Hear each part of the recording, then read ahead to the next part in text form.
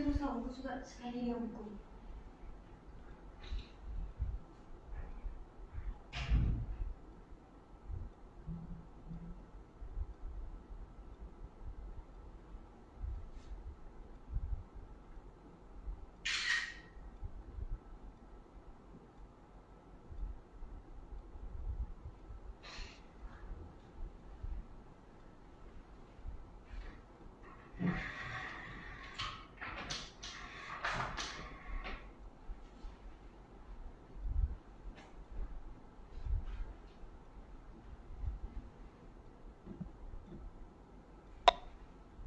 بسم الله الرحمن الرحيم الحمد لله رب العالمين الرحمن الرحيم مالك يوم الدين إياك نعبد وإياك نستعين اهدنا الصراط المستقيم صراط الذين أنعمت عليهم غير المغضوب عليهم ولا الضالين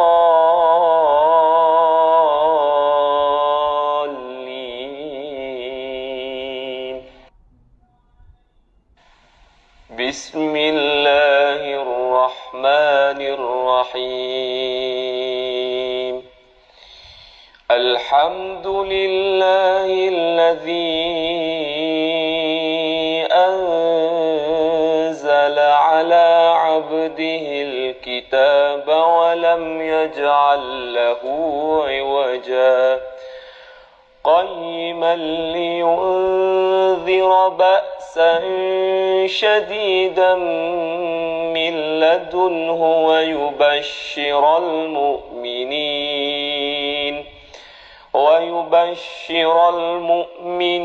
الذين يعملون الصالحات أن لهم أجرا حسنا ماكثين فيه أبدا وينذر الذين قالوا اتخذ الله ولدا ما لهم به من علم ولا لآبائهم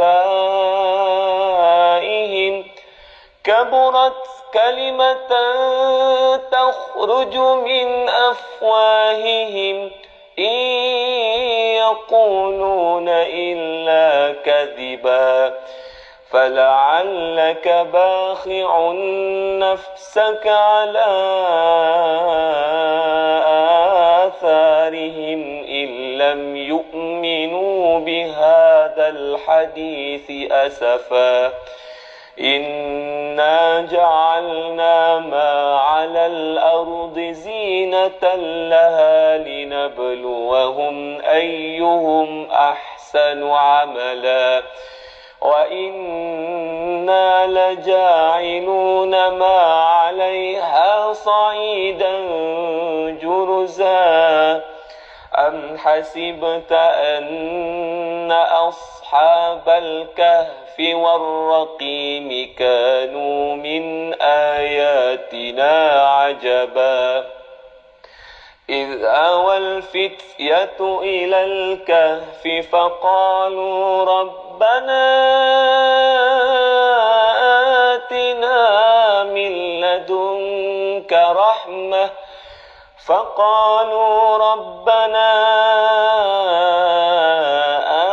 آتنا من لدنك رحمة وهيئ لنا من أمرنا رشدا وعرضنا جهنم يومئذ للكافرين عرضا الذين كانت أعينهم في غطاء عن ذكري وكانوا لا يستطيعون سمعا أفحسب الذين كفروا أن يتخذوا عبادي من دوني أولياء إنا أعتدنا جهنم للكافرين نزلا قل هل ننبئكم بالأخسرين أعمالا الذين ضل سعيهم في الحياة الدنيا وهم يحسبون أنهم يحسنون صنعا أولئك الذين كفروا بآيات ربهم ولقائه فحبطت أعمالهم فلا نقيم لهم يوم القيامة وزنا ذلك جزاء بما كفروا آياتي ورسلي هزوا إن الذين آمنوا وعملوا الصالحات كانت لهم جنات الفردوس نزلا خالدين فيها لا يبغون عنها حولا قل لو كان البحر مدادا لكلمات ربي لنفد البحر قبل أن تنفد كلمات ربي ولو جئنا بمثله مددا قل إنما أنا بشر مثلكم يوحى إلي أنما إلهكم إله واحد فمن كان يرجو لقاء ربه فليعمل عملا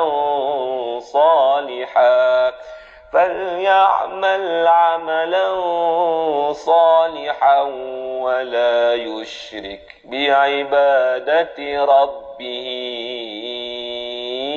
أحدا صدق الله العظيم.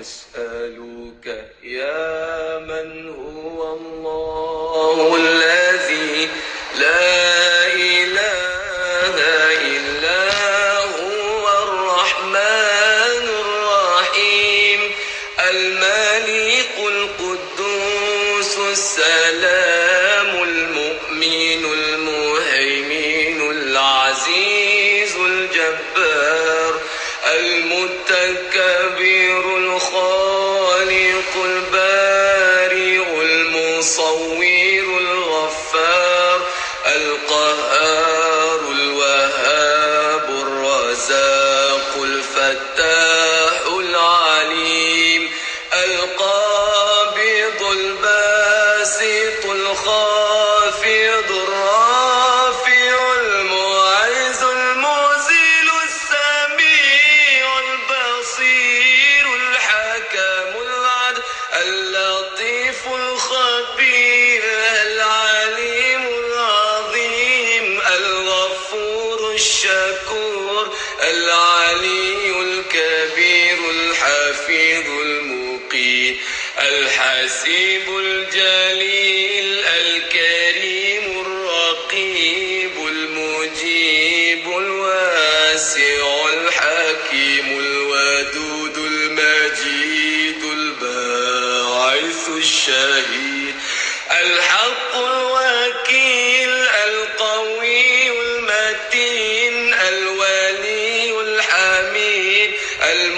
المبدئ المعيد المحيي المميت الحي القيوم الواجد الماجد الواحد الصمد القادر المقتدر المقدم المؤخر الأول الآخر الظاهر الباطن الوالي المتعالي البار التواب المنتقم العفو الرؤوف المالك الملك ذو الجلال والإكرام المقسط الجامع الغني المغني المانع الضار النافع النور الهادي بديع الباقي الوارث الرشيد الصبور الذي ليس كمثله شيء وهو السميع البصير اللهم صل أفضل صلاة على أسعد مخلوقاتك سيدنا محمد وعلى آله وصحبه وسلم عدد معلوماتك ومداد كلماتك كلما ذكرك ذاكرون وغفل عن ذكره الغافلون.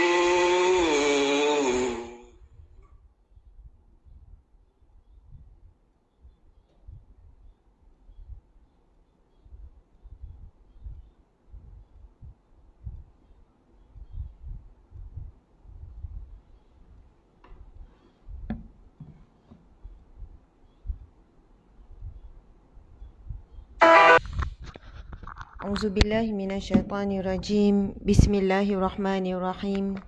Assalamualaikum warahmatullahi wabarakatuh. Alhamdulillah. Alhamdulillahi rabbil alamin. Hamdan lillah. Salatan wa salaman ala rasulillah. Sayyidina wa maulana wa habibina wa syafi'ina Muhammad ibni Abdillah wa ala alihi wa ashabihi awliyaillah. Alhamdulillah, muslimin muslimat dimati Allah sekalian. Assalamualaikum warahmatullahi wabarakatuh wa maghfiratuh wa ridwanuh. Salam sejahtera kepada kalian semua. Moga barakah Allah, rahmat Allah, pengampunan Allah dan redha Allah ke atas kalian semua. Subhanallah. Ada yang tanya itu lagu daripada mana? Boleh cari. Tajuk biasanya dituliskan dalam YouTube. Kalimatan. Kalimatan. K-A-L-I-M-A-T-A-N. Kalimatan. Tulis dalam bahasa Melayu pun dia keluar. Walaupun tak tulis dalam bahasa Arab. Kalimatan maksudnya dua kalimah.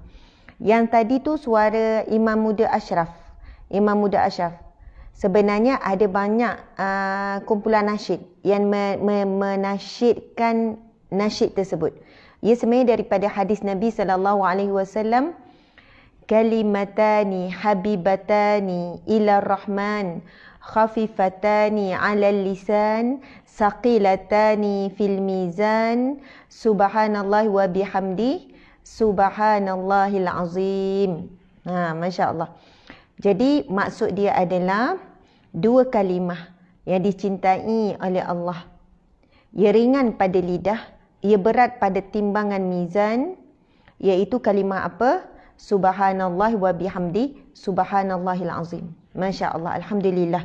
Muslimin muslimat, sahabat-sahabat, ibu ayah, anak-anak, subhanallah, adik kakak, Cik Abe, semualah. Alhamdulillah, apa khabar semua? Masya Allah, terima kasih kerana anda hadir pagi-pagi ni bersama. Dan saya ingin, dah lama tak tanya khabar, apa khabar semuanya? Anda mendengarkan dan hadir majlis ilmu kita ni daripada mana? Mungkin boleh tulis sikit. Ustazah, saya baik. Alhamdulillah, keluarga semuanya baik. Saya daripada sekian-sekian. Saya sekarang berada, ada yang jawab, saya daripada rumah. Ada yang jawab gitu. Kan, saya kat dapur, terpulang. Sambil-sambil masak dan sebagainya. Ada yang kata, Ustazah nampak lain. Ustazah jarang pakai tudung warna hijau mint ya. Nama warna apa ni? Hijau, kalau saya panggil hijau lembut. Ada yang tulis hijau mint. Ini saya pakai kedua-duanya sebenarnya. Baju tudung ni tudung by AH Asma Harun. AH Asma Harun, nampak tak AH logo tu? Kalau tuan-puan pergi ke galeri UAH, sama ada di Shopee ataupun website. Kalau website galeriuah.com. Kalau di Shopee galeri UAH saja. Memang ada banyak sangat pilihan warna tudung macam saya ni. Kain alhamdulillah selesa, memang sedap dipakai, berkualiti tinggi. Jahitan pun memang saya jaga sebab memang di bengkel atau bengkel jahit sendiri. Bawah galeri, atas ada bengkel jahit tuan-puan sekalian. Ada kilang kecil jahit. Jadi di situlah saya pantau kualiti kain, kualiti jahitan, ukuran semuanya. Jadi ada lebih kurang 20 warna ataupun lebih untuk tudung bulat macam ni. Jadi memang saya pakai ni. Sama juga jubah, memang jubah keluaran sendiri. Jadi boleh tengok pilihan-pilihan di galeri tu. Alhamdulillah, subhanallah. Ya, saya ada yang kata on the way nak pergi kerja dan off work today. Sihat walafiat, alhamdulillah. Saya dari Ipoh Perak, Haikal Faizuddin, waalaikumsalam. Suhaimin ada. Kemudian Juli Suhana daripada Bandar Tun Razak. Kita boleh tengok Jira for short. Nana 5914, Suhaina.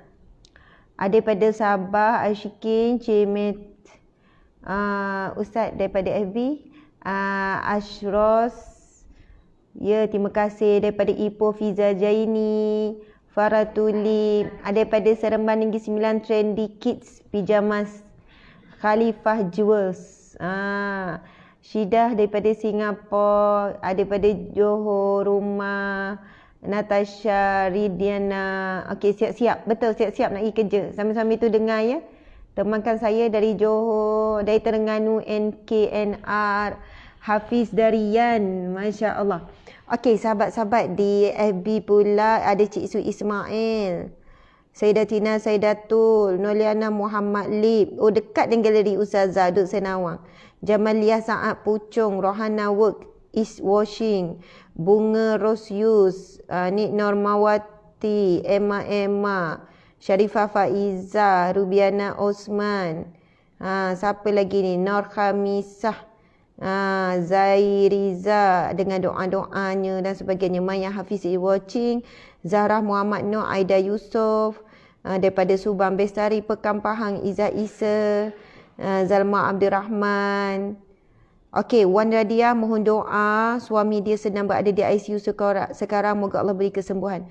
Ya Allah, berilah kesembuhan kepada hamba-Mu ini. Ya Allah, buat suaminya sedang di ICU. Ya Allah, Ya Rahman, Ya Rahim.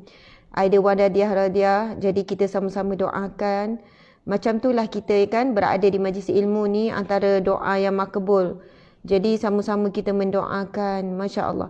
Ada Norma Abdullah menyebutkan kekanda saya telah meninggal dunia, dia akan disimpan pagi ni. Simpan tu maksud ni tanam.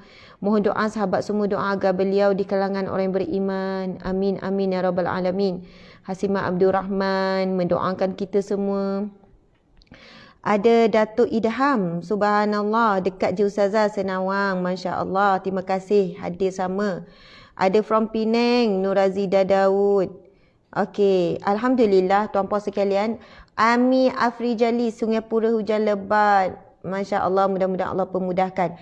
Bila hujan, doa yang diajarkan Rasulullah daripada hadis yang sahih, Allahumma sayyiban nafi'ah. Bila hujan turun, sekarang musim hujan kan, Allahumma sayyiban nafi'ah. Ya Allah, limpahkanlah kepada kami manfaatmu. Nafi'ah, manfaatmu. Allahumma sayyiban nafi'ah. Ya Allah, limpahkanlah kepada kami manfaatmu. Hari ini hari Isnin tuan-puan sekalian. Hari yang bukan kita rasa macam alamak, lembek, malas, lemah, online nak pergi kerja. Tetapi hari ini dimulakan dengan penuh semangat. untuk kita memulakan minggu yang baru. Walaupun sebenarnya dalam Islam, minggu yang baru bermula daripada hari Sabtu. Kan? Semalam lah kalau ikutkan. Sebab Sabtu Sab'atun. Sepatutnya minta maaf bermula daripada hari Ahad. Ahad tu maksudnya 1, Isnin maksudnya 2, Selasa hari ketiga, Arba'ah, Rabu asal perkataan Arba'ah iaitu hari yang keempat. Khamis asal perkataan Khamsun iaitu hari yang kelima. Manakala Jumaat, Jumaat tu maksud dia himpun, manusia berhimpun dan kebaikan hari berhimpun pada hari Jumaat. Selepas Jumaat ada Sabtu. Sabtu asalnya daripada Sab'atun. Dia jadi Sabtu dalam bahasa Melayu. Jadi itu hari yang ketujuh. Sepatutnya hari Ahad. Hari Ahad tu Ahadun, 1 hari yang pertama. Tapi sebab itu ada negeri yang menjadikan hari Ahad adalah permulaan minggu. Kan? Jadi hari Jumaat cuti, hari Sabtu cuti, Ahad start kerja. Jadi tak ada masalah lah tu, bukan kita nak berbahas apa-apa.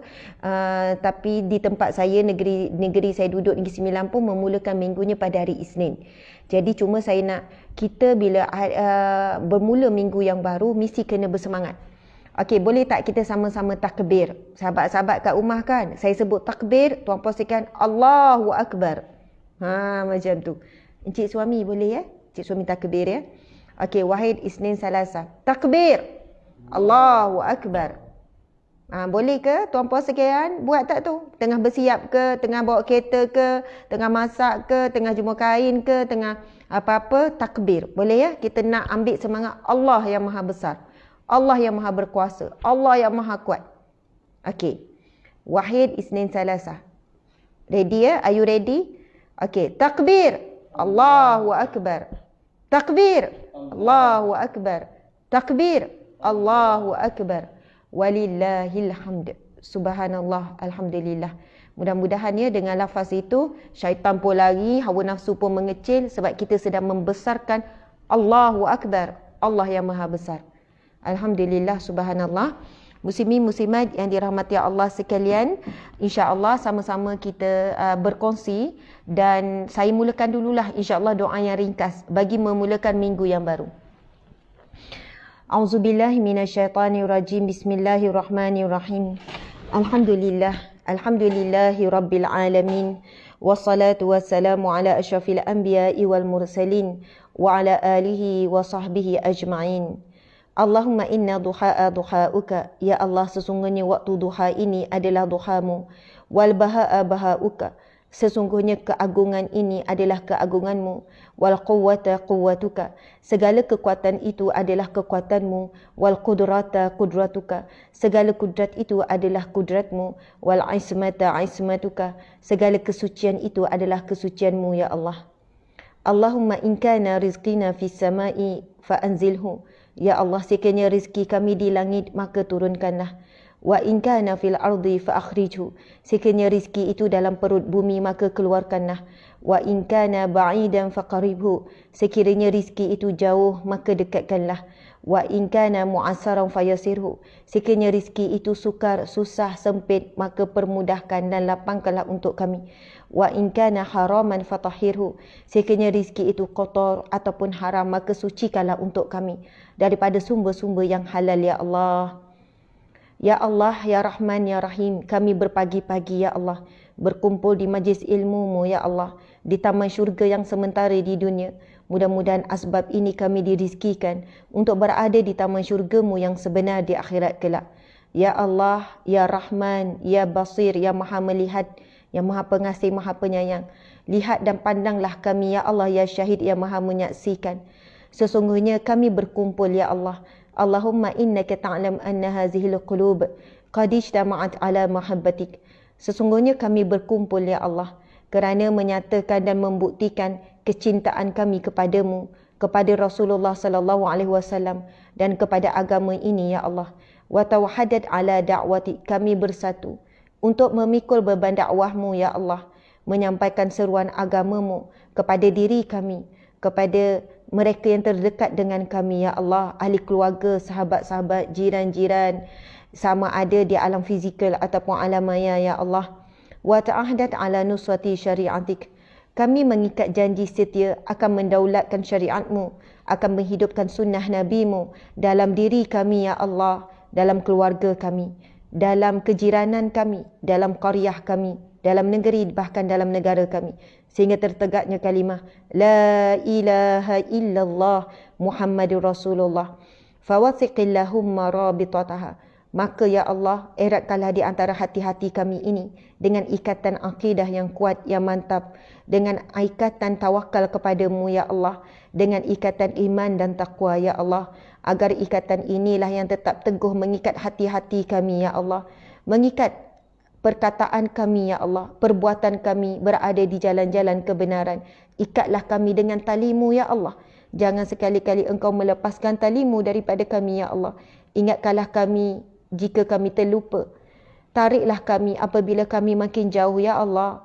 Tegurlah kami ya Allah, walaupun dengan apa jua cara teguranmu, melalui sama ada dalam bentuk ujian, musibah, peringatan-peringatan untuk kami ya Allah. Ya Allah, kami redha seandainya ujian, sakit, derita, sedih, kehilangan, kecewa, dikhianati. Kami redha ya Allah jika ujian-ujian itu yang mendekatkan kami kepadamu dan syurgamu ya Allah. Ya Allah, kami redha ya Allah sekiranya nikmat yang kami inginkan tetapi terhalang untuk kami nikmati ya Allah, seumpama seperti anak, suami, pasangan, isteri, apa jua yang terhalang tapi ia adalah keinginan kami, harta-harta benda, kedudukan dan sebagainya. Kami redha sekiranya kami tidak dikurniakan di dunia ini, jika itulah jalannya untuk kami mendapatkan nikmat tersebut di akhirat kelak ya Allah. Ya Allah, ya Rahman, ya Rahim, berpagi-pagi kami berkumpul di taman syurgamu ini ya Allah, ingin memohon daripadamu ya Allah, rezeki menjadi hamba-Mu yang saleh, rezeki menjadi wanita yang salehah, lelaki yang saleh. Kurniakanlah kami rezeki zuriat keturunan yang saleh dan salehah ya Allah. Kurniakanlah kami rezeki dikurniakan keluarga yang bahagia, yang tenang, yang sejahtera dunia dan akhirat, dilindungi seluruh keluarga daripada api neraka-Mu.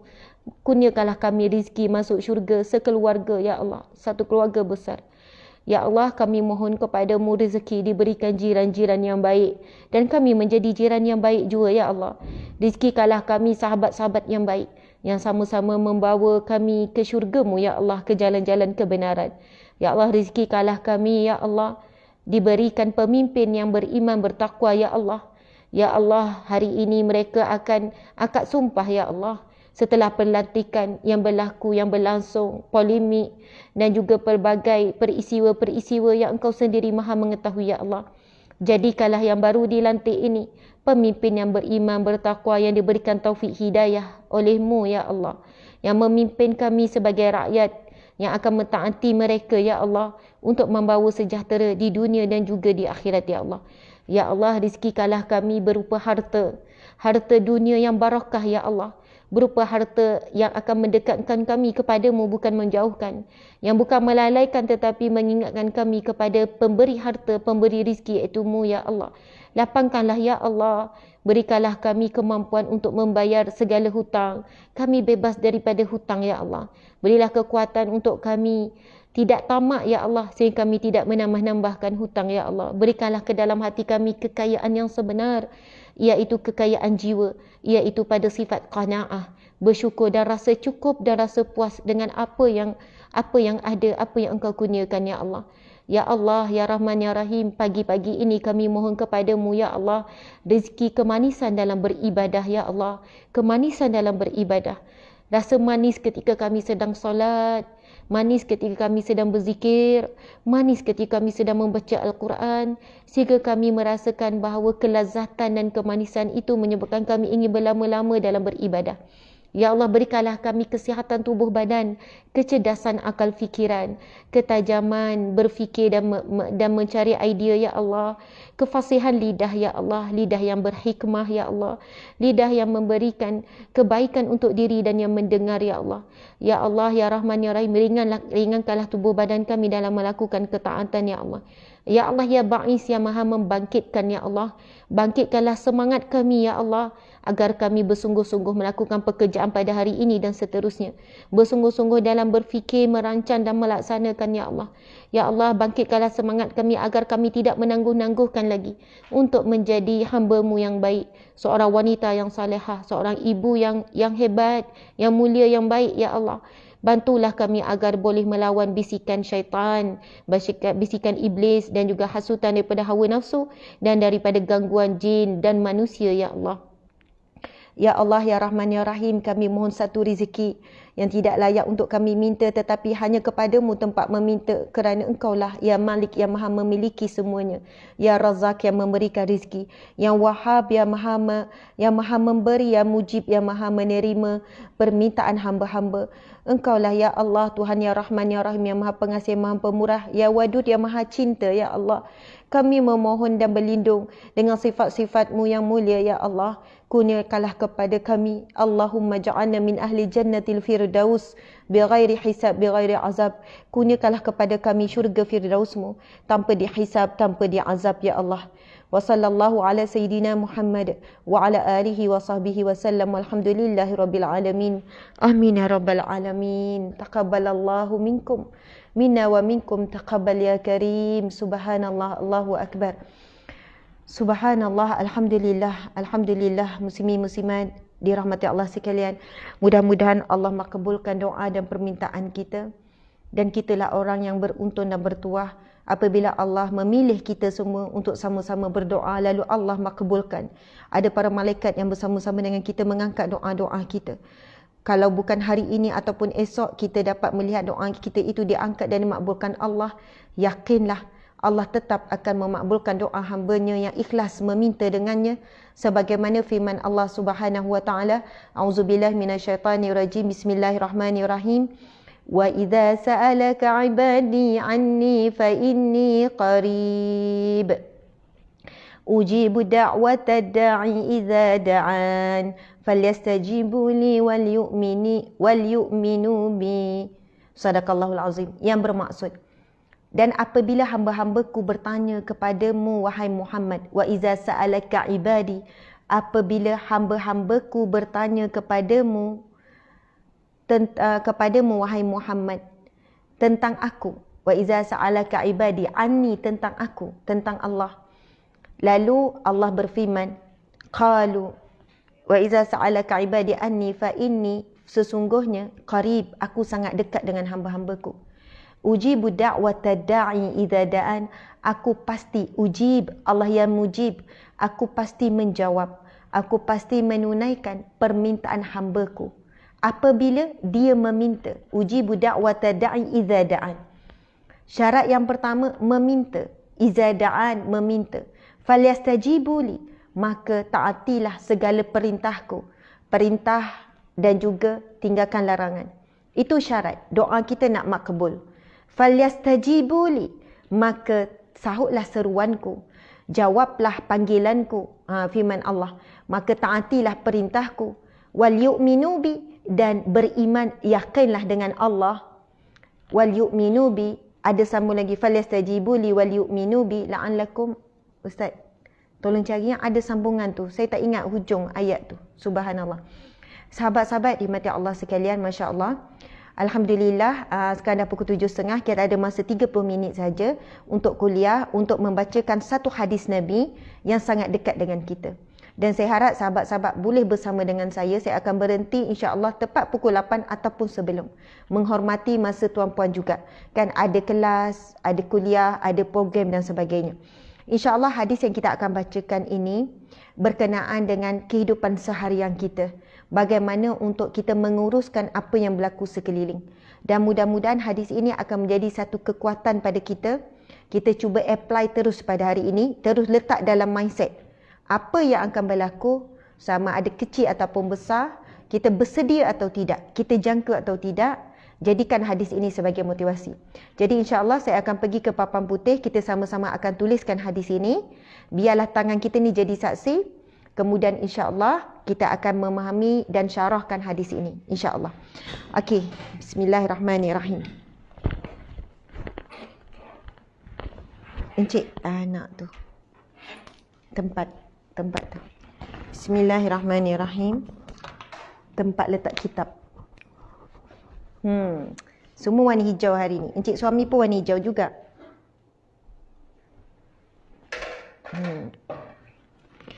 Kami pakai sepasang. Warna sama. Selalunya warna sama. Mula-mula saya lah yang beria, lama-lama suami pun suka. Betul encik, suami suka? Baju sama, suka?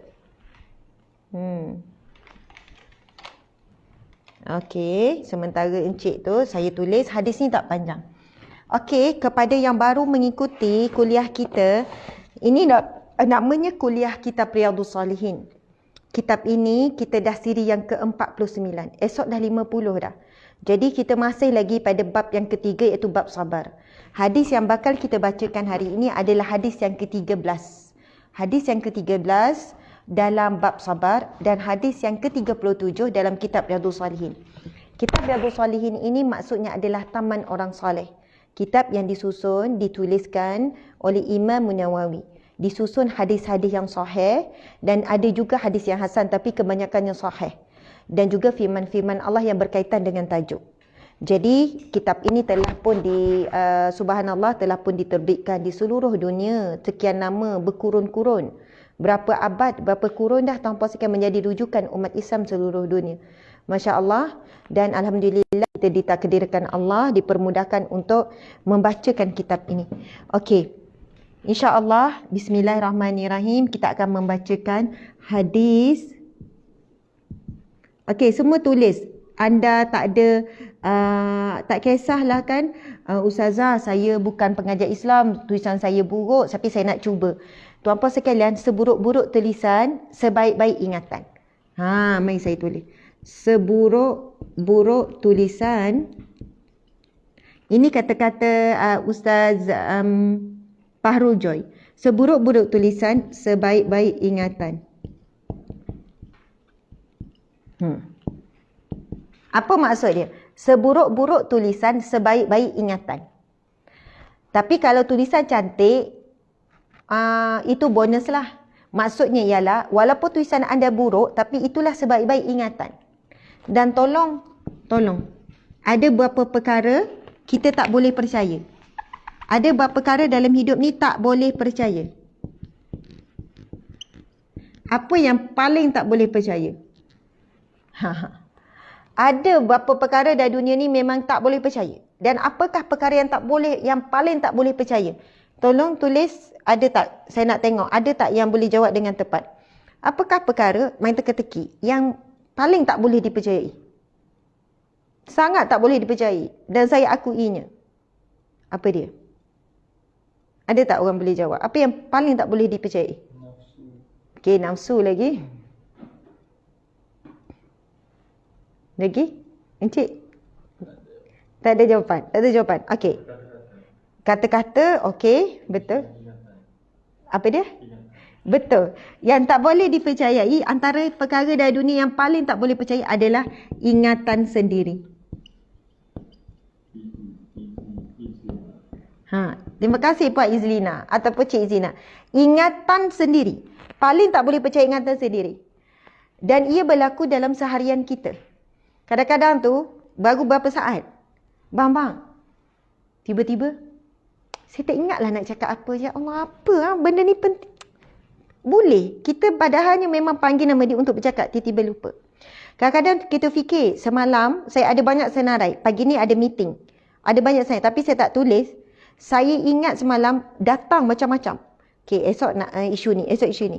Tapi percayalah, bila saya tak tulis, sampai dah bilik meeting, tiba-tiba lupa. Mungkin daripada 10 senarai, tinggal 3 senarai saja. Itulah bahana. Bahana kerugian bila kita kurang mencatat. Masya Allah. Sebab itu penulis-penulis, dia akan bawa sentiasa buku kecil sampai dalam tandas. Kadang-kadang idea datang ketika dalam tandas. Sebab otak kita sentiasa bergerak. Sebab itu, kita kena biasakan dalam hidup kita. Saya sendiri ada buku, ada pen. Yang mana untuk catatan harian kerja ataupun kadang-kadang kita ada idea, ilham nak buat apa dengan anak. Tiba-tiba dah lupa. Ilham, ada apa? Idea-idea yang bernas. Contoh kita dengar ceramah, kita dengar program motivasi. Ataupun kadang kita tengok drama. Daripada tu kita dapat ada beberapa idea yang kita nak buat. Tapi kita tak tulis. Akhirnya idea itu kekal menjadi idea. Tidak dilaksanakan. Ia sangat rugi. Sebab itu seburuk-buruk tulisan sebaik-baik ingatan. Buruk macam mana tulisan? Tetapi ialah sebaik-baik ingatan. Masya Allah. Lepas tu yang paling tak boleh percaya ingatan sendiri. Ini memang disebutkan dalam hadis. Yang mana sabdanya sabda Nabi SAW, al-insanu, manusia, la yakhlu, tidak akan sunyi, minal khati'i wan nisyan, daripada melakukan kesilapan dan juga lupa.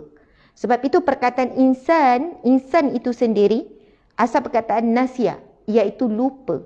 Masya Allah. Kenapa Allah buatkan kita lupa? Tak macam komputer simpan data dan sebagainya. Kerana dari segi lupa, kerana lupa itulah membuatkan sifat fitrah insani itu menyempurnakan kita. Daripada lupa, kita memerlukan orang sekeliling. Daripada lupa, kita menggunakan tangan kita untuk menjadi satu ibadah mencatat. Para ulama terdahulu, sampainya kitab-kitab muktabar, Imam Syafi'i ke, Imam Ghazali ke, Imam Bukhari ke, Imam Muslim, semua melalui catatan. Dituliskan, kan, dibukukan hadis-hadis sahih, dibukukan kitab-kitab, kitab fiqh, semua itu. Sebab itu ada banyak kitab-kitab imam terdahulu. Sebab apa? Mereka menulis. Kisah Imam Syafi'i daripada kecil menulis. Sedangkan Imam Syafi'i ingatan antara yang paling kuat. Imam Syafi'i kita tahu, masa dia kecil, umur 7-8 tahun tu dia dah hafal 30 juz Al-Quran. Imam Syafi'i, imam mazhab kita, umur 15 tahun dah jadi mufti, tuan-puan sekalian. Dan apabila Imam Syafi'i nak menuju ke kuliah ataupun tempat dia belajar, siapa guru dia? Antaranya Imam Malik. Imam Syafi'i kena tutup telinga dan juga mata tu tak boleh lihat kiri dan kanan. Telinga perlu ditutup dan kena tengok bawah saja. Kerana apa? Apa yang Imam Syafi'i dengar, kalau dalam perjalanan tu apa percakapan orang, lalu di kawasan jalanan, lalu di pasar ke, apa yang Imam Syafi'i lihat dan apa yang dengar, semuanya akan terakam. Ibarat seperti menulis pada buku. Jadi kerana Imam Syafi'i tidak mahu terganggu dengan perkara-perkara yang tidak baik, subhanallah, beliau sangat menjaga apa yang nak didengar, apa yang dilihat, sebab betapa kuatnya daya ingatan Imam Syafi'i. Walaupun begitu, sentiasa mencatat, menulis. Jadi subhanallah, tuan-puan sekalian, kita kena ingat, manusia terikat dengan janji. Tunaikan janji, terlepaslah, selesai. Binatang terikat dengan tali, lembu dan sebagainya. Kalau tak ada tali, terlepas, tak tahu pergi mana. Manakala ilmu pula diikat dengan pen dan kertas. Jadi biasakan diri menulis. Daripada awal kuliah ni, saya dah pesan supaya kita kena biasakan menulis, walaupun dah tak tahu buku nota banyak mana dah. Tapi percayalah, tangan kita akan berkata di hadapan Allah kelak. Surah Yasin yang selalu saya sebutlah sebagai motivasi. Al-yawma nakhtimu ala afwahihim wa tukallimuna aydihim. Tangan akan bercakap di hadapan Allah kelak. Okey, jadi ingat, kadang-kadang saya kan, Kamai lagi ada ilham nak menulis. Datang ilham tu. Sedap ayat ni. Boleh viral ni. Sendiri Allah beri ilham, sendiri feel dulu. Ayat ni mesti pedih. Ayat ni mesti best. Saya cuma tangguh lebih kurang setengah jam je. Saya nak tulis. Ambil telefon. Ayat apa tadi? Ruginya lah tak. Tak ingat dah. Masa setengah jam sebelum ataupun 5 minit, 10 minit sebelum tu, kamai lagi ayat tu kita datang ilham tu. Memang terasa sentap lah ayat ni. Mesti sentap ni kalau boleh tulis ni. Tapi kalau Allah nak hilangkan ingatan tu sekejap saja. Jadi kita dah belajar tu, tapi kenapa kita masih malas nak menuliskan? Mesti kena ada apa? Pen, kertas, buku nota kecil yang kita bawa ke mana-mana. Apa yang kita terlintas, apa yang kita nak buat, kita kena catat. Okey, tuan-puan sekalian. Hadis yang tulis, saya nak ni bagi motivasi. Tulisan buruk macam mana tulis, tulisan cantik tu bonus. Hadis yang ke-13. Hadis yang ke-13. Sekejap, saya pun jadi keliru. Sekejap. Ni pun saya dah tutup. Sabar.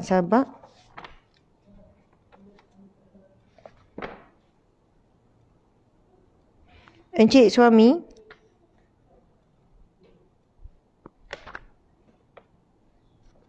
Encik Encik, mana tadi? Encik, tolong jap. Cuba cari dekat sini. Yang mana satu? Cari dekat sini. Tolong jap. Okey. Hadis yang ke lepas tu hadis yang ke 37. Kalau dalam bahasa Melayu hadis yang ke 13 dalam bab sabar, hadis yang ke 37. Dalam bab babu sab. Tolong tanda dengan apa ni? Babu sab. Tak apalah, jadi panjang pula. Tak, maksudnya tanda dengan ni. Kan? Barulah jumpa. Okey, subhanallah tuan-puan sekalian. Mana? 13. Okey, betul. Bismillahirrahmanirrahim. Hadis ni tak panjang sangat. Sahabat ready tulis. Wa'an Abi Sa'id. Wa'an Abi Sa'idin wa Abi Hurairah. Wa Abi Hurairah.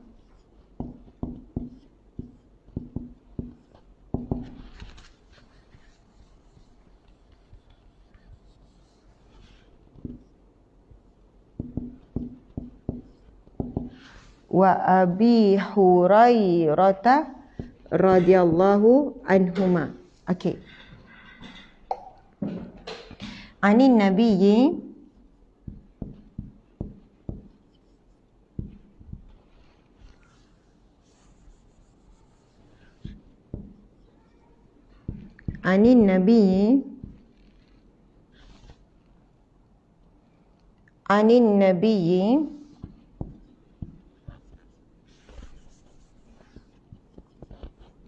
sallallahu alaihi wasallam qala ma yusibul muslima. Ini yang saya kata hadis ni memang ada kaitan dengan kita semua. Ma yusibu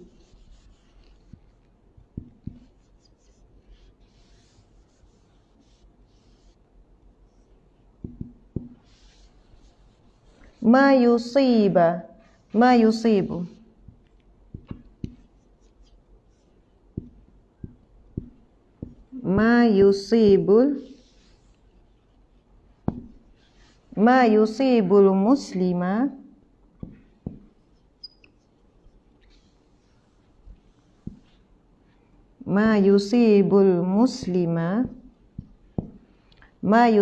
muslima min nasabin.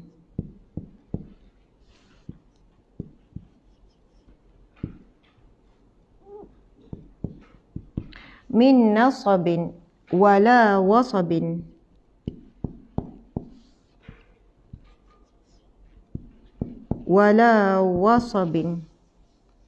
Wala hammin wala hazanin. Wala hazanin.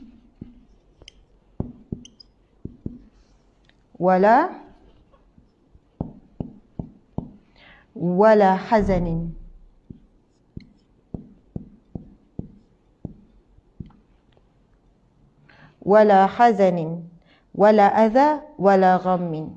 Wala adha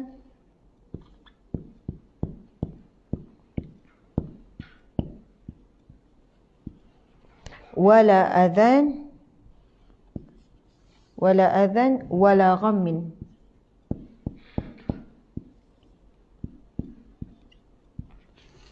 Wala ghammin hatta syawkati.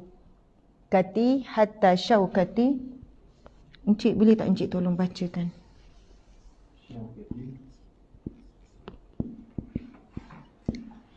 Betul, bila saya tu jadi pening sikit. Saya tengok.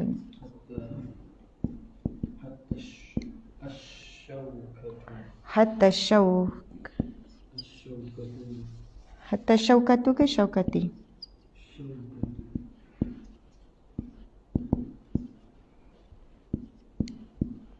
Hatta syawkatu. Okey.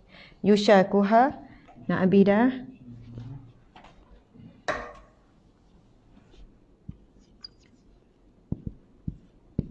Rasa macam tak panjang. Bila tulis macam panjang sikit.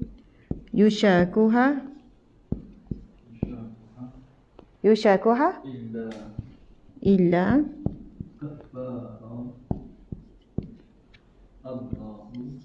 Illa. Kafara. Kafara. Tak ada panjang. Kafara.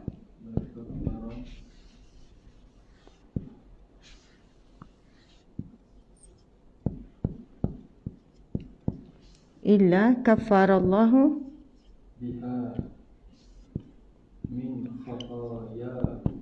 biha min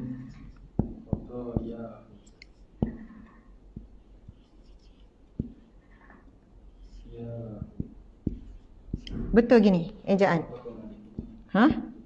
Khatayahu. Subhanallah. Maksud hadis yang sangat indah tuan-puan sekalian. Ini hadis riwayat muttafaqun alaih.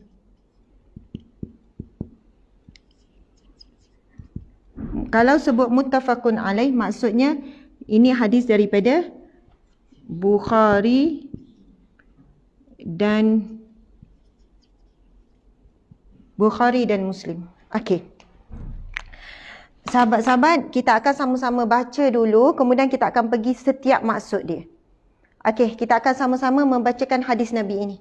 Muslimin muslimat, saya baca, tuan-puan ikut di rumah. Ajak anak-anak sama, kalau belum masuk PDPR, ajak sama-sama siapa-siapa yang ada bersama, ambil barakah membaca matan hadis Nabi SAW. Okey. Bismillahirrahmanirrahim. Semangat, semangat lagi. Bismillahirrahmanirrahim. Wa an Abi Sa'idin wa Abi Hurairata radhiyallahu anhuma. Bila sebut radhiyallahu anhuma, sebab ada dua nama sahabat Nabi ni. Abi Sa'id juga sahabat Nabi, Abi Hurairah juga sahabat Nabi. Bila sebut anhuma, radhiyallahu anhuma, maksudnya adalah redha Allah ke atas keduanya. Kalau kita tengok yang penuh, kita akan nampak dia tulis anhuma. Radhiyallahu anhuma. Tapi kadang-kadang ada hadis Nabi tu, dia tulis radhiyallahu anhum. Yang ni sebab berdua, ini sebenarnya, alamak. Okey, cek. Macam tu. Dia tulis radhiyallahu, maksudnya redha Allah anhuma. Huma tu dia merujuk kepada dua orang. Redha Allah ke atas keduanya. Dua orang mana? Abi Sa'id dengan Abi Hurairah. Tapi kalau ada hadis tu dia sebut sampai 3 nama. Encik, ini macam turun ke bawah. Sebut sampai 3 nama. Contohnya kalau sebut sampai 3 nama, dia akan sebut radhiyallahu anhum sebab ia merangkumi orang lebih daripada 2, dia jadi jamak ramai. Okey, kita sambung. Anin Nabiyyi sallallahu alaihi wasallam qala ma yusibu al-muslima min nasabin wala wasabin wala hammin wala hazanin wala adha wala ghammin hatta syaukatu yushakuha illa kafarallahu biha min khatayahu. Sadaqah Rasulullah sallallahu alaihi wasallam. Ini hadis sahih riwayat Bukhari dan Muslim. Okey, kita tengok maksudnya. Wa'an daripada Abi Sa'id wa Abi Hurairah, dua-duanya sahabat Nabi. Anin Nabi, daripada dua orang ni berkata. Maksudnya dua orang perawi hadis ni. Daripada siapa? Daripada Nabi sallallahu alaihi wasallam qala, bersabda. Nabi bersabda, ma yusibul muslima, seseorang muslim itu tidaklah ditimpa. Ma, tuan-puan sekalian, ma ni membawa maksud ma tidaklah. Kalau per kata, per word, kita nak terjemah per word, dia akan jadi ayatnya macam ni. Okey, tidaklah. Yusibu, menimpa. Tidaklah menimpa ke atas orang Muslim. Kita semua Muslim, Islam kan? Ke atas orang Muslim. Kita semua Muslim, tuan-puan sekalian. Kita Muslim. Kita Muslim. Muslim. Kita Muslim kan? Encik, orang nampak tak sebelah sini? Nampak? Kita Muslim. Kita nak jadi mukmin. Kita nak jadi mukmin. Kita nak naik lagi tingkatan, nak jadi muttaqin.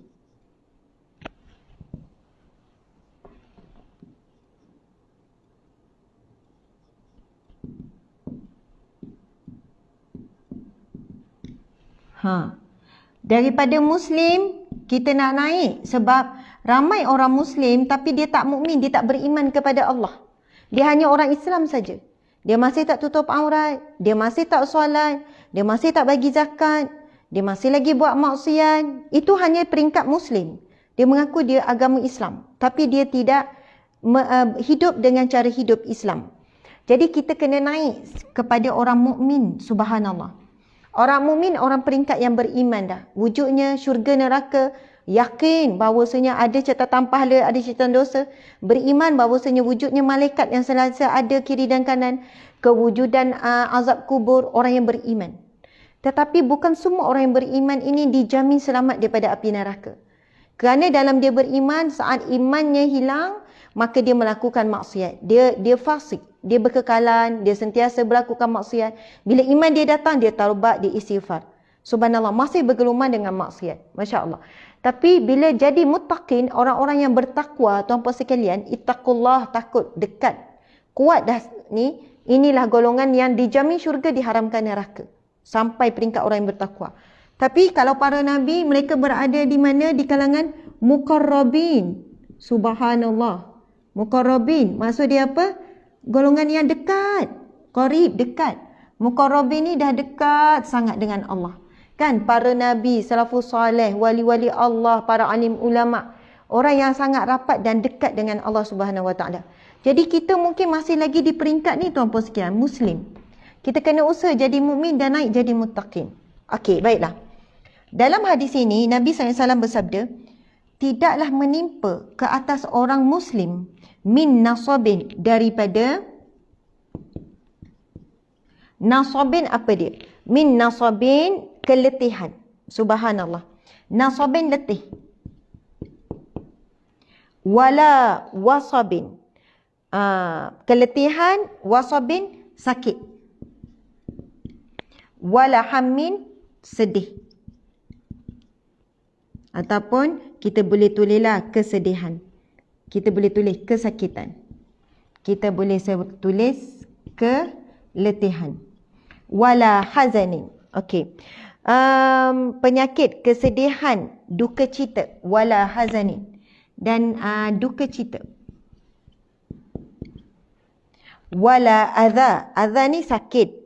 Duka cita, perkara yang menyakiti, dan kesedihan. Wala ghammin. Wala adha. Wala wasabin, wala hammin, minal hammi wal hammi wal hazan. Minal hammi wal hazan. Yang ni kita boleh letakkan sedih pun ya.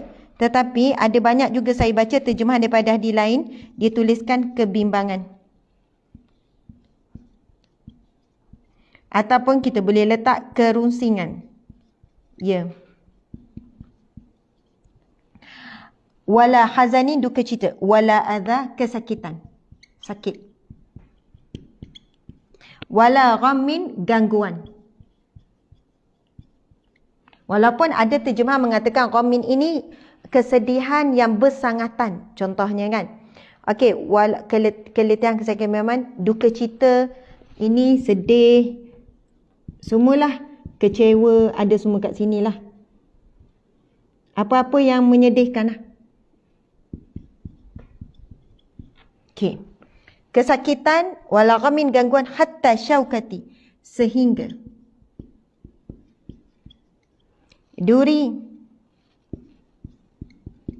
duri yang kecil. Yang hatta yang mendurinya. Secucuk duri yang tertusuk sekalipun. Yang mencucuknya. Illa kecuali kafarallahu biha min khatayahu. Kafarallahu maksud digugurkan. Melainkan Allah akan menghapuskan. Akan gugur. Akan hapus. Akan padam. Macam itulah. Kecuali gugur, hapus, padam Allah Subhanahu Wa Taala kepadanya. Allah Subhanahu Wa Taala biha baginya min khatayahu daripada Cik Alih ni.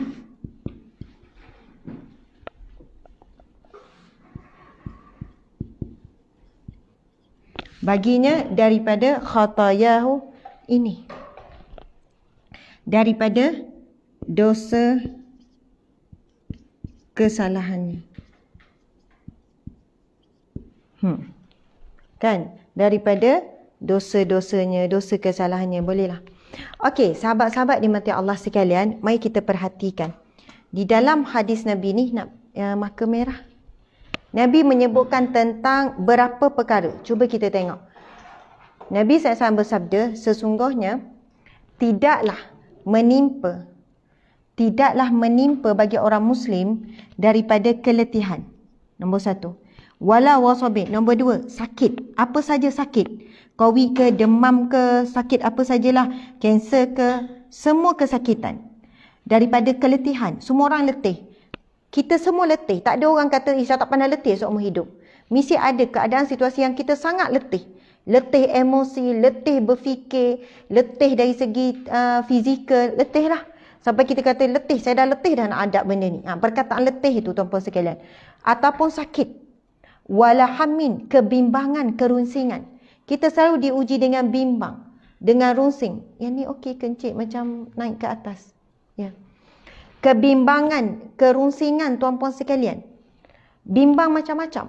Bimbang pasal rezeki, bimbang pasal anak, bimbang pasal sakit ni, bimbang pasal COVID. Yang membuatkan hidup kita tak tenang.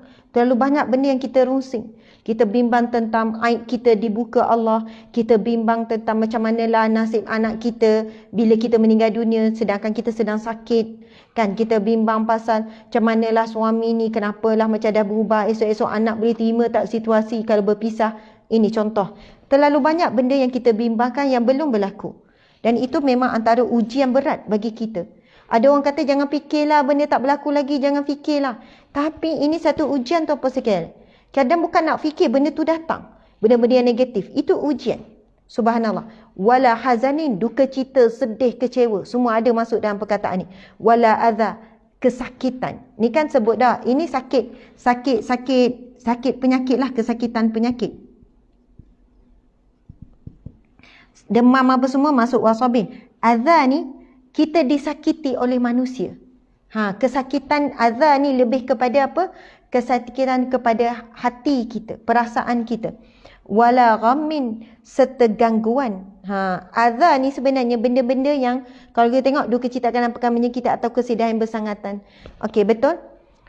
Adha ni maksudnya kesakitan yang adha ni macam kan yadhillu. Adha ni benda yang menghinakan kita. Ataupun kehinaan, kita boleh sebut begitulah. Wala ghammin, ataupun gangguan. Kita selalu diganggu oleh para musuh. Diganggu oleh haters. Diganggu oleh orang-orang yang tak senang tengok kita bahagia. Jadi ada je perkataan yang mengganggu kita. Ataupun gangguan dalam bentuk macam-macam lah tuan-puan sekalian. Umum. Hatta syaukati. Sehingga duri kecil yang mencucuknya. Walaupun duri kalau kita pijak, duri kecil. Alah, sikit je tuan-puan sekalian. Dah cucuk kita ambil, tak ada apa pun. Tak darah pun, cuma rasa sakit sikit. Illa, kecuali. Maksudnya apa yang berlaku dalam kehidupan kita. Letih, sedih, runsing, gangguan, duka cita, kesakitan. Sehingga duri kecil yang terkena pada kaki kita pun. Illa, kecuali akan digugurkan Allah. Gugur, hapus, padam Allah Ta'ala baginya daripada dosa kesalahannya. Subhanallah, Allahu Akbar. Muslimin muslimat dimati Allah sekalian. Kenapa saya kata hadis ini adalah motivasi yang sangat hebat untuk kita? Kita seharian memang akan hadapi situasi ini. Kadang-kadang bukan semua, bukan package. Adalah beberapa pilihan yang akan berlaku pada kita. Dan kita dah tahu perkara ni daripada pengalaman yang lepas. Maka sepatutnya kita dah jadi matang dan bersedia dengan apa yang bakal berlaku. Kita akan diuji dengan rasa sedih. Dia akan diuji dengan rasa letih, bimbang, runsing, gangguan. Ada je benda yang mengganggu emosi kita sampai kita sebut, tak boleh ke berlalu satu hari tak buat Umi marah? Tak boleh ke buat Umi ni? Ada je perkara-perkara yang mengganggu kestabilan emosi kita. Subhanallah. Ada je berlaku perkara yang duka cita. Kecewa kita dengan sikap-sikap orang yang sekeliling kita dan sebagainya. Tapi ingatlah, semua itu adalah asbab Allah ingin gugur, hapus, padam baginya daripada dosa kesalahannya. Masya Allah. Saya bagi satu contoh yang mudah untuk kita faham.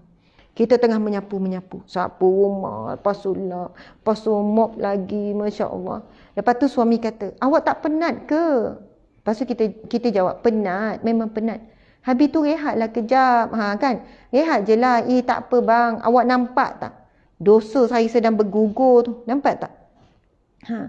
Ini contoh yang selalu saya bagi. Setiap kali kita merasai letih, namun kita tidak merungut, kita tak marah-marah, kita buat dengan sabar, kita buat dengan tenang, dengan yakin bahawasanya dengan keletihan yang kita sedang hadapi itu, lalu Allah sedang membersihkan kita daripada dosa-dosa. Maka itu sebenarnya satu peluang dan satu kegembiraan bagi kita. Tetapi gugurnya dosa dihapuskan Allah itu tidak terlihat dengan mata sebab ia alam ghaib. Tapi seandainya dia ternampak pada mata, kan? Nampak dosa berguguran. Ustazah, macam mana pula dosa berguguran? Kita bayangkan berdasarkan hadis Nabi SAW. Sesungguhnya setiap kali kita melakukan dosa, ini hadis yang sahih, Nabi kata, setiap manusia melakukan dosa, maka ada satu titik hitam pada hatinya. Sehingga kan jika dia berterusan melakukan dosa, titik hitam itu akan memenuhi setiap ruang hatinya. Akan penuh. Sehingga tak ada ruang dah. Dah semakin tebal. Bayangkan jika titik hitam ini bukan pada hati. Hati ni tak nampak. Tapi pada wajah kita. Sekali buat dosa, ada titik hitam. Sekali buat dosa, titik hitam. Titik hitam. Belum campur dosa yang sekolah menengah dulu. Kan ada mengutuk cikgu, kawan-kawan. Belum masuk dosa-dosa yang kita buat dengan masa di universiti. Dosa dengan pensyarah. Belum lagi dosa sangka buruk tengah jalan tengok orang tu. Belum dosa media sosial lagi. Dosa mata, dosa telinga. Bila tengok benda yang kita tak setuju, kita pun kutuk dia. Tak pasal-pasal kutuk dia. Dia ni tak apa-apa. Walaupun tak tulis, tapi mulut ni bercakap ni. Mengutuk, menghina orang ni. Kan bersangka buruk. Bila kabinet diisytiharkan, sebelum masa PM PM yang ke-8 letak jawatan, okey, sedih gini, kecewa gini, marah belah sana, gini. Lepas tu bila dilantik PM ke-9, tak puas hati juga. Lepas tu bila diisytiharkan kabinet, tak puas hati juga. Ada je sebab untuk mengutuk, menghina, mencari kekurangan, mencari kesilapan. Tak habis-habis sampai kiamat. Bukan sampai pus tu. Sampailah pus. Ujung je saya sebut. Tapi sampai kiamat benda ni tak habis, tuan-puan sekalian. Allah sedang menguji kita. Banyak dosa kita. Tetapi bila kita bayangkan, bila buat dosa ada titik hitam dekat muka. Agak-agak ada tak orang sanggup keluar daripada rumah? Saya pun tak sanggup nak buat live. Sebab penuh kot titik hitam ni. Bila buat dosa titik hitam.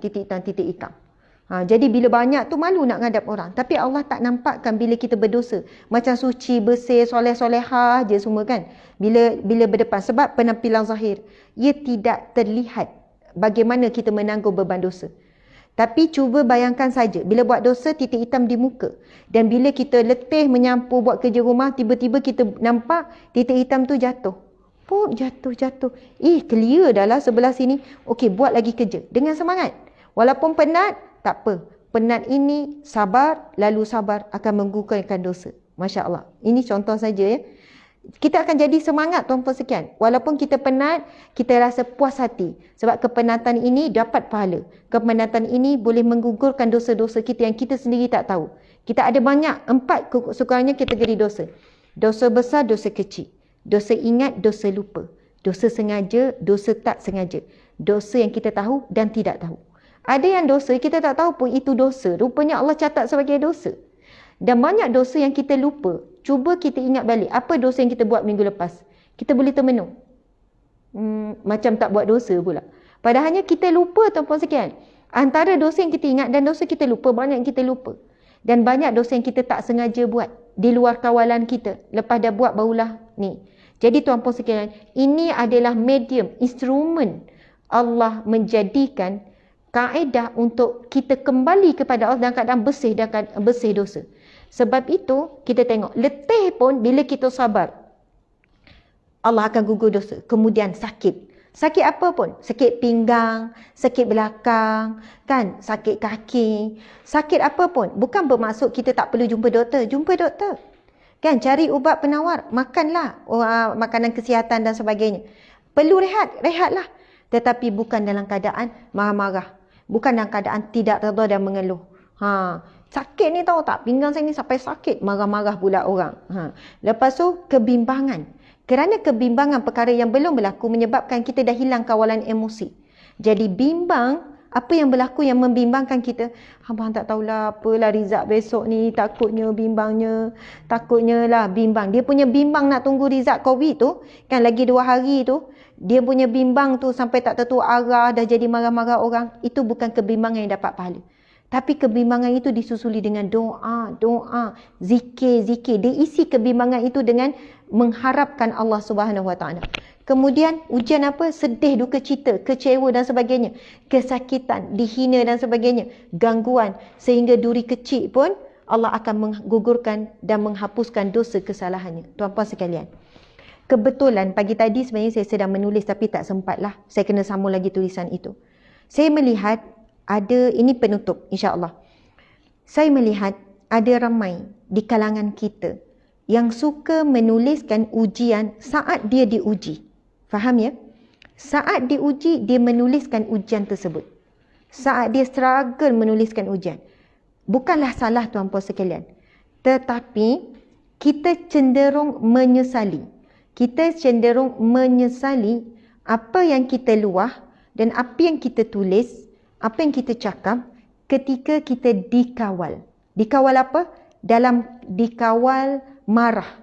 Ketika kita dikawal letih. Ketika kita dikawal sakit. Ketika kita dikawal kecewa. Faham maksud saya ya? Kalau kita yang mengawal tak apa. Tapi kita dalam keadaan yang sedang letih sampai kita beremosi. Dalam keadaan kita marah. Dalam keadaan kita sedang sakit. Struggle sakit. Dalam keadaan kita ni. Lalu kita menuliskan di FB. Kita cenderung akan menyesali apa yang kita tulis. Apa yang kita luah. Sebab saat itu kita lebih fokus kepada perkara yang sakit itu. Faham ya? Subhanallah. Dan ramai orang yang akan menyesali. Subhanallah. Sebab apa? Dia akan menulis dengan emosi. Tetapi saya sangat kagum dengan orang yang menuliskan setelah fasa ujian itu berlalu. Setelah alhamdulillah dia dah stabil. Dia dah melepasi fasa ujian tersebut. Ataupun dia dah di hujung-hujung. Lalu dia menuliskan untuk tujuan berkongsi pengalaman. Ataupun tujuan untuk menyampaikan pengajaran. Alhamdulillah, saya ingin berkongsi pengalaman saya 2 minggu menghadapi ujian COVID. Dengan keadaan ketika itu, saya perlu menguruskan anak-anak. Suami juga sekian-sekian. Ditambah pula gini. Tapi ketika itu dia bercerita selepas. Apa yang berlaku bila dicerita selepas, kredibiliti dia sangat bagus. Dan dia lebih tenang ketika menuliskan. Dan biasanya orang yang sedang menulis ketika dia sedang dalam fasa ujian, dia lebih cenderung membuka aib sendiri dan aib orang yang tak sepatutnya dia buka.